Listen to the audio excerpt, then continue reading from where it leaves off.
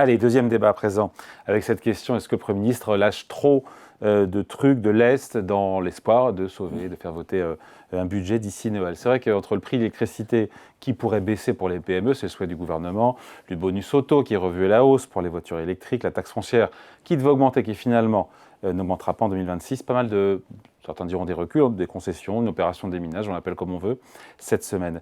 Est-ce qu'il a raison, Sébastien Lecornu, voilà, de limiter les irritants et les sujets qui fâchent? Bon, là, c'est des petites choses. Ça se rajoute à l'ardoise finale, mais qui ne sont pas des mauvaises mesures, dans certains cas. Alors, sur le prix de l'électricité, ça se discute, mais c'est vrai que si on veut aller vers une énergie plus décarbonée, il vaut mieux qu'il y ait des incitations à consommer de l'électrique que des énergies fossiles. Mais bon, ça, c'est un autre débat. Sur le véhicule électrique, le problème, c'est que ça marche bien, ces bonus. C'est que c'est un peu le... Au fond, on crée des bonus pour modifier les comportements, et quand ils marchent bien, on dit que ça coûte trop cher. C'est un peu problématique, mais on voit que, du coup, soit on y croit, soit on n'y croit pas, voilà, à ce type de mesures. Et puis, troisièmement, la taxe foncière, oui, il va falloir réformer les assiettes fiscales parce qu'elles ne correspondent plus du tout à la réalité du marché. Sauf qu'on voit que dans le moment politique actuel, c'est très malvenu. Est-ce qu'il fait trop de concessions pour sauver le budget? C'est ça ma question. Je pense que l'approche de Sébastien Lecornu de la situation est très mauvaise. Notamment, on se dirige vers une loi spéciale qui serait une catastrophe. Bon, on l'a fait l'an dernier. Hein. Non, mais justement, ça serait une catastrophe. Oui, mais on l'a fait l'an dernier. Oui, mais on l'a fait 6 semaines, et puis après, on a voté le budget. Oui. Mais ça serait une catastrophe, pourquoi? Parce que dans le budget déposé début octobre, il y a notamment un certain nombre de choix qui ne sont pas tous critiquables, notamment le fait qu'on augmente le budget de la défense de 6,7 milliards d'euros. Si on fait la loi spéciale, ça saute. Dans un contexte où on a une guerre en Ukraine qui peut se déverser sur le reste de l'Union européenne. Donc il n'y a que deux solutions. Soit passer par des ordonnances. Donc actuellement, le gouvernement ne privilégie pas cette option, mais l'autre option qui est... Ordonnance sur quel budget d'ailleurs? Sur le budget amendé ou sur la Non, version? l'intérêt des ordonnances, c'est qu'on revient au budget déposé début octobre. Amendé ou non amendé? Alors, le gouvernement peut retenir quelques-uns des amendements, mais il n'est pas obligé de retenir ceux qu'il ne souhaite pas. Mais ce qui s'est passé dans les 2 derniers jours, il y a eu une évolution absolument majeure, c'est l'intervention, pour une fois, de mon point de vue extrêmement utile, de François Hollande, qui a dit il faut arrêter de jouer avec le sable et il faut envisager l'utilisation du 49.3. C'est prévu dans la Constitution, c'est totalement légal, c'est totalement légitime. Et si on est dans une situation nationale confronté à des déficits difficiles à gérer et une situation internationale extrêmement dangereuse, il faut que le gouvernement, à un moment donné, prenne... Oui, mais c'était une concession faite au Parti Socialiste et à la gauche que d'abandonner le 49.3. Oui, mais pour faire ça de concert avec... Oui, mais je vous signale que François Hollande est socialiste et qu'il siège au sein du Parti Socialiste. Et que donc... c'est pas le premier secrétaire non plus. Hein. Oui, mais en fait, on sait très bien qu'à l'intérieur du Parti Socialiste, il y a 2 partis séparés. Il y a la partie des députés socialistes avec Olivier Faure, et puis il y a la mouvance autour de Carole Delga, autour du maire de Rouen, qui sont des gens qui sont dans la tradition gouvernementale du Parti Socialiste. Donc, à un moment donné, il faut que le Parti Socialiste exerce ses responsabilités. Le Parti Socialiste a gouverné la France la moitié du temps sur les 40 dernières années. Il y a un moment, il faut s'en souvenir. Et, Bruno Retailleau, qui est redevenu sénateur, affirme qu'après son passage au Sénat, pas lui, mais le texte, il y aura moins d'impôts et beaucoup plus d'économies, je le cite, que le gouvernement dans sa copie initiale. Mais sauf que le Sénat n'aura pas le Sénat qui décide. Le dernier mot. Non, c'est pour ça. Donc c'est quoi la suite à court terme? Donc le Sénat va remettre les compteurs à zéro. Oui, et... il va y avoir une CMP qui va échouer. Il ne sera pas conclusive, commission mixte paritaire, comme on l'a vu sur la Sécu. Qu'est-ce que c'est? Oui, effectivement. Et donc après, ce texte-là va... Commission mixte paritaire, c'est en fait... C'est vous, les sénateurs, une partie des sénateurs et des députés... De mémoire, c'est 6 députés, 6 sénateurs ensemble. 12, voilà. Après, ça dépend un peu comment c'est composé. Essaye de trouver une sorte de compromis. Ça n'a pas été le cas sur le budget de la Sécu. Non, ça n'a pas été le cas sur le budget de la Sécu. Je pense que c'était notamment lié à la mesure sur les retraites. Donc, ils avaient décidé des deux côtés qu'il n'y aurait pas d'accord. Mais peut-être qu'il y a une petite chance supplémentaire qu'il pourrait y avoir un accord en CMP sur la loi de finances. Deuxième lecture à l'Assemblée. Deuxième lecture. Et c'est vrai que le problème, c'est que je ne vois pas sans 49.3 comment ça peut passer.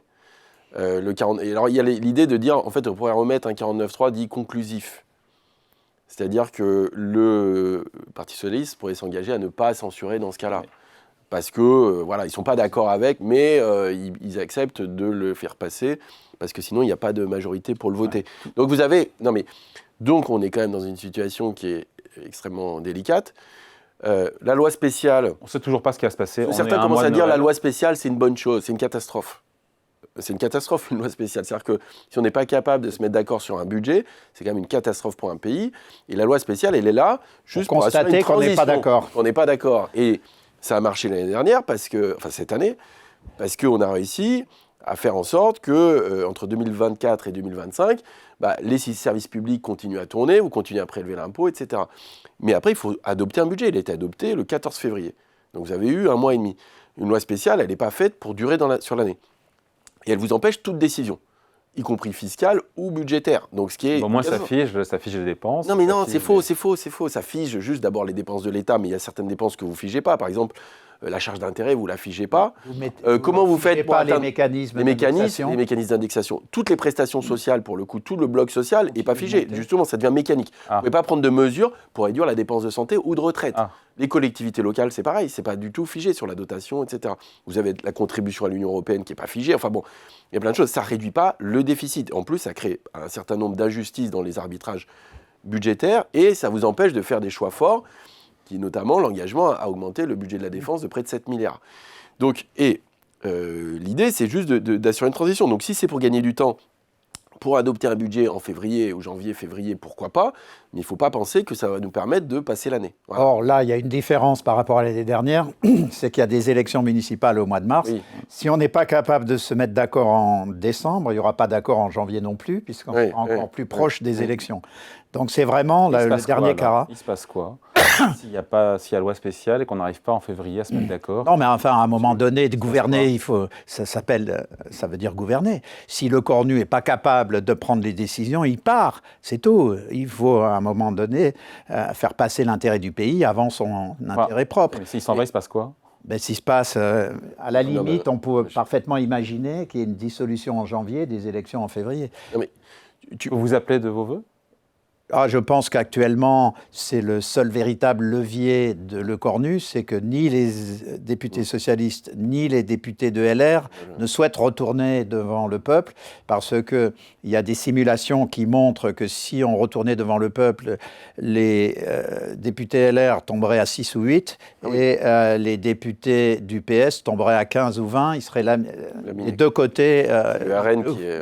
Le bloc central serait laminé. Donc c'est le seul argument de Le Cornu pour les amener soit au 49.3, soit pour dire effectivement laissez-nous prendre les ordonnances, c'est-à-dire revenir au budget du mois d'octobre. Non, parce qu'un autre scénario qui pourrait être sur la table, c'est de dire en fait la loi spéciale, elle vous permet. Alors après, il y a la question de la rétroactivité de l'impôt qui est compliquée, mais vous pourriez aller jusqu'après les municipales. En disant en fait les municipales bloquent les accords politiques. Donc vous avez une loi spéciale jusqu'aux municipales, et après les municipales, vous adoptez un budget. Donc ça veut dire vous l'adoptez plutôt en avril. Voilà. C'est un scénario qu'on ne peut pas écarter. Mais qui est très mauvais pour le pays. Qui est très mauvais pour le pays. Alors, avec l'autre point, c'est qu'on voit, et nous on l'a estimé, c'est que la question du problème d'arbitrage politique, la difficulté à adopter un budget, aujourd'hui, joue sur l'incertitude. Et ça coûte, le gouvernement de la Banque de France a dit 0,2 points de croissance. Nous, on avait 0,4 points de PIB pour cette année et 0,3 pour l'année prochaine. Donc on est sur 0,7 points de PIB. C'est énorme. C'est 20 milliards sur 2 ans de manque à gagner. Et donc, ça a aussi des effets sur les déficits publics. Et on le voit très clairement, le niveau d'épargne des ménages est très loin de ses fondamentaux. Et donc, il y a une surépargne qui est liée en partie à cette inquiétude, cette incertitude. Et deuxième point, même si on a eu des bonnes surprises plutôt sur l'investissement, on voit que les entreprises sont inquiètes sur l'avenir. Et que l'investissement est globalement flat. Il est relativement flat. et que ces effets sur la croissance d'incertitude peuvent être amplifiés si on n'est pas capable d'adopter un budget, une loi spéciale. C'est-à-dire que c'est exactement ce que vous disiez, c'est qu'est-ce qui se passe après ? Et comment les entreprises et les ménages intègrent cette information ? C'est est-ce qu'il y a une dissolution ? Est-ce qu'il n'y a pas de dissolution ? Est-ce qu'une loi spéciale nous permet de rester plusieurs mois comme ça ? Ou est-ce qu'il faut au contraire adopter coûte que coûte quelque chose ? Et puis il y a nos partenaires européens, on s'est engagé à réduire les déficits, il y a les marchés qui nous regardent. Voilà, donc c'est important d'être sérieux là en ce moment. Eh ben, joyeux Noël, hein. Ah bah oui, Merry Christmas. Oui, mais tout n'est pas bloqué. Il y a un moment, on peut mettre les députés devant leurs responsabilités aussi, devant le peuple.